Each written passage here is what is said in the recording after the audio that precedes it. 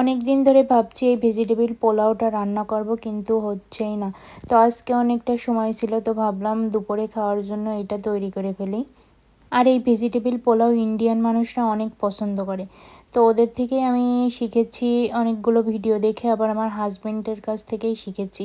ও খুব ভালো পোলাও তৈরি করতে পারবে, চিকেন পোলাও বা ভেজিটেবিল সব পোলাও খুব ভালো পারে। আর এই পোলাওটা রান্না করার জন্য লাগবে হচ্ছে ঘি। তো প্রথমে আমি অল্প একটু ঘি দিয়ে দিলাম, তারপরে কিছু গরম মশলা দিয়ে দিলাম। আর জিরের পরিমাণটা একটু বেশি দিতে হবে এই পোলাওতে।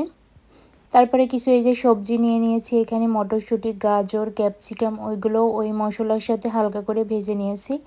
এখন চালটা দিয়েও কিছুক্ষণ ভেজে নিব। আর এই পোলাওটা রান্না করার জন্য কোনো মশলাই লাগে না, অল্প একটু গরম মশলা যেগুলো আমি প্রথমে দিয়েছিলাম ওইগুলোই।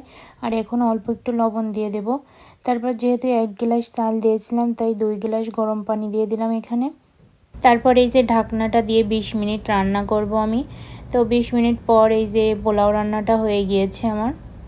আগে যখন আমি ফ্রাই প্যানে বা সসপ্যানে ভাত রান্না করতাম, তখন সেটা নরম বা শক্ত হয়ে যাইতো, পানিটা খুব ভালোভাবে দিতে পারতাম না। এখন রান্না করে করে অভ্যাস হয়ে গেছে, এখন অনেকটা ভালোই পারি, আগের মতো আর হয় না। তারপরে এই যে আমি দুপুরের খাবারের জন্য একটা প্লেটে বেড়ে নিচ্ছিলাম, অনেক মজা ছিল, তোমরাও ট্রাই করতে পারো।